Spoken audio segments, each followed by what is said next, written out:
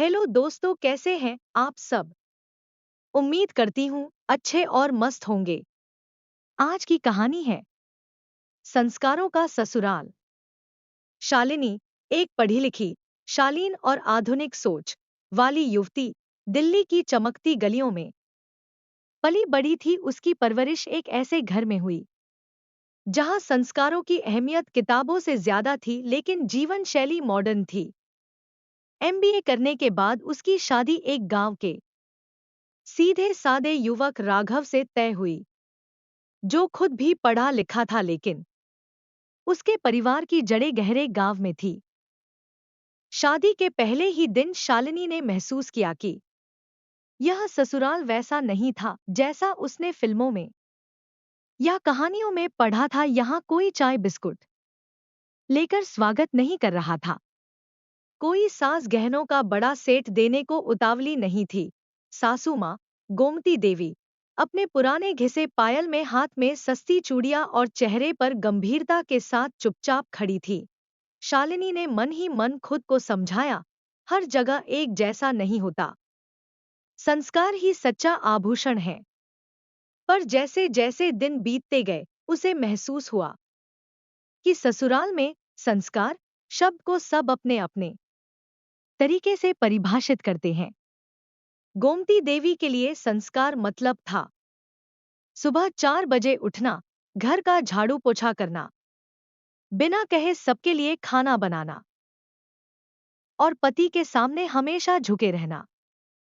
शालिनी को यह सब स्वीकारने में समय लग रहा था। दिल्ली में तो सुबह 8 बजे उठना भी आलस्य नहीं समझा जाता था। यहाँ 4 बजे की चाय न मिले तो घर में हड़कंप मच जाता। लेकिन शालिनी ने कभी शिकायत नहीं की। उसने खुद को ढालने की कोशिश की।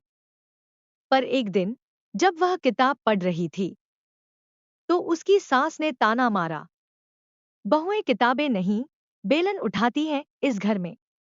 यहाँ पढ़ाई नहीं, सेवा से घर चलता है। शालिनी चुप रही। उसका मन रो उठा, पर उसने उत्तर नहीं दिया। वह जानती थी कि उसके संस्कार उसे जवाब नहीं, समाधान सिखाते हैं। धीरे धीरे उसने अपना तरीका बदला। सुबह उठकर सबका काम करना शुरू किया, लेकिन रात में सब सो जाएं तब वह पढ़ाई करती। उसने सास की बातों का विरोध करने की जगह उनके काम में हाथ बटाया और धीरे धीरे उनके दिल में जगह बना ली। एक दिन जब गांव की औरतें गोमती देवी से पूछने लगी, अरे गोमती, तेरी बहू तो दूध से भी सफेद निकली, दिन भर काम करती है और फिर भी मुस्कुराती रहती है, तो गोमती देवी का चेहरा गर्व से चमक उठा और पहली बार उन्होंने शालिनी को बेटी कहकर पुकारा। शालिनी ने जब से सासू माँ को माँ मानना शुरू किया, उनके अंदर कुछ बदलने लगा था। गोमती देवी, जो अब तक बहुओं को सिर्फ काम की मशीन समझती थी, पहली बार खुद चौंकी जब शालिनी ने उनके पैर दबाते हुए कहा, माँ, आपकी हड्डियों में दर्द रहता है, हम हल्दी का लेप लगाएं? पहली बार गोमती देवी ने कहा, हाँ। यह सुनना उनके लिए नया था।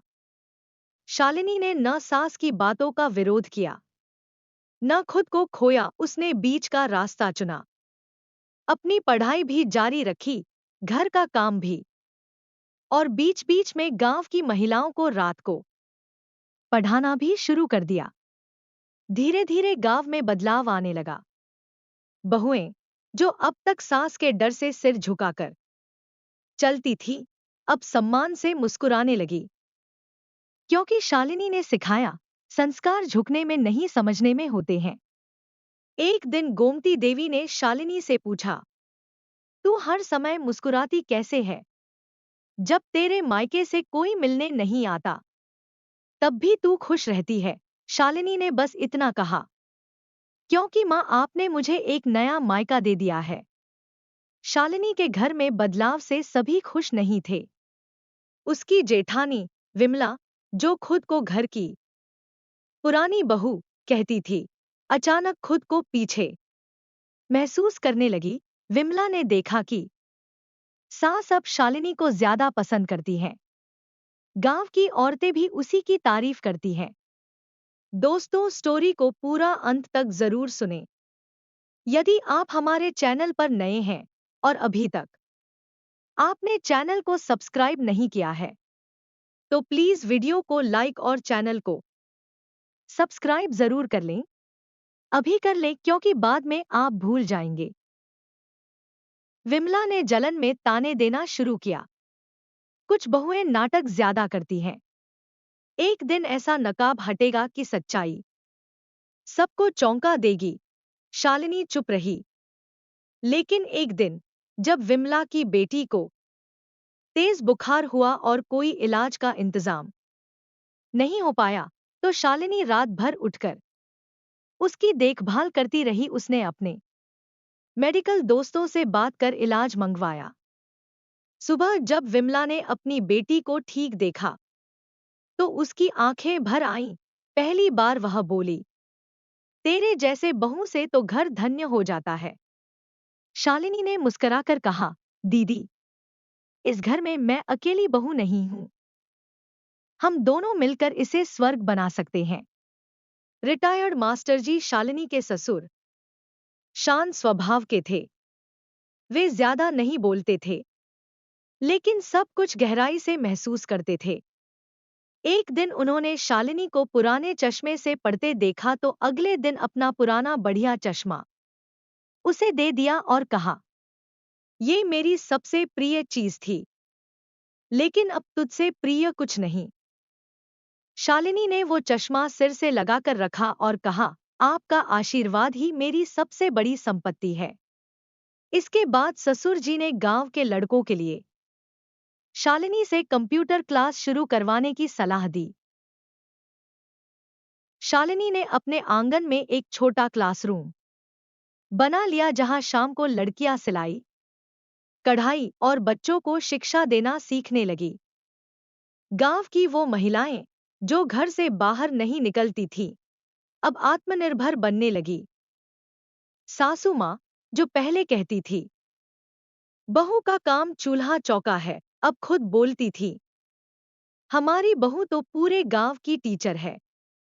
शालिनी ने सिखाया, संस्कार सिर्फ परंपरा निभाना नहीं होता, संस्कार बदलाव को अपनाना भी होता है। शालिनी की मेहनत रंग लाई। जिला प्रशासन ने शालिनी को गांव की प्रेरणा स्रोत महिला का पुरस्कार देने का निर्णय लिया। एक महिला सम्मेलन में उन्हें आमंत्रित किया गया। शालिनी ने मन से कहा, एक बहू अगर चाहे तो घर की चूल्हे से लेकर गांव की चौपाल तक बदलाव ला सकती है, बिना किसी लड़ाई, बिना किसी तकरार के, बस संस्कार और समझ से। गांव की हर औरत तालियां बजा रही थी और सबसे आगे बैठी थी गोमती देवी, गर्व से सीधी पीठ और आंखों में चमक लिए। शालिनी ने अब गांव में महिलाओं के लिए पंचायत बैठकें शुरू करवाईं। अब गांव की औरतें खुलकर अपनी बातें रखने लगी। सास, बहू, बेटी, जेठानी, अब सब एक ही मंच पर बैठकर चर्चा करती। विमला, जो कभी शालिनी की विरोधी थी, अब पंचायत की सचिव बन गई थी। एक दिन गांव में बहस छिड़ गई, क्योंकि शालिनी ने अपनी बेटी को स्कूल भेजा, तो क्या सभी लड़कियों को भी भेजा जाए? शालिनी ने सबको बताया कि कैसे शिक्षा से नारी सशक्त होती है। गोमती देवी ने सबके सामने घोषणा की, मेरी पोती स्कूल जाएगी और इस साल गांव की हर लड़की स्कूल जाएगी। अब गांव के युवा भी शालिनी से प्रेरणा लेकर डिजिटल पढ़ाई करने लगे, सरकारी योजनाओं की जानकारी मिलने लगी। शालिनी अब बहू नहीं, गांव की दीदी बन गई थी। एक दिन शहर से शालिनी के माता पिता मिलने आए। उन्होंने अपनी बेटी को साड़ी में मिट्टी से सने हाथों से रसोई में देखा तो चौंक गए।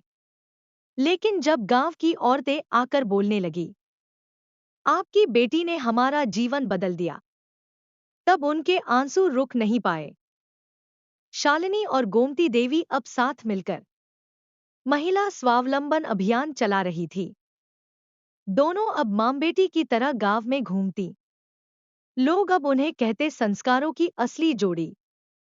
सरकार ने गांव को आदर्श ग्राम घोषित किया। अधिकारी गांव घूमने आए और सबसे ज्यादा प्रभावित हुए शालिनी की पाठशाला और पंचायत देखकर।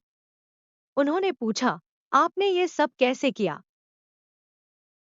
शालिनी बोली, मैंने सिर्फ वह बोया जो मेरी माँ और मेरी सास ने सिखाया, संस्कार और समझ। आज उस घर में जहां एक दिन बहू को किताब पढ़ने से रोका गया था, अब हर दीवार पर ज्ञान और संस्कार की कहानियां लिखी हैं। गोमती देवी हर नए रिश्तेदार से कहती है, हमारा ससुराल अब संस्कारों से चलता है। बहू की समझ से नहीं, उसकी सीख से चलता है।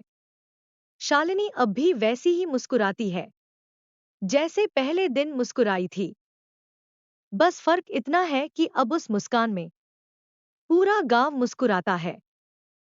प्यारे दोस्तों, यह कहानी यहीं पर समाप्त होती है। आपको यह कहानी कैसी लगी? कमेंट बॉक्स में जरूर बताएं। अगर आपको हमारी ये कहानी पसंद आई हो तो कृपया हमारे वीडियो को लाइक, शेयर और चैनल को प्लीज सब्सक्राइब जरूर कर लें। इससे हमें मोटिवेशन मिलता है और आप तक ऐसी ही प्रेरणादायक और मजेदार कहानियां सबसे पहले पहुंचती रहेगी। प्यारे दोस्तों, नमस्कार।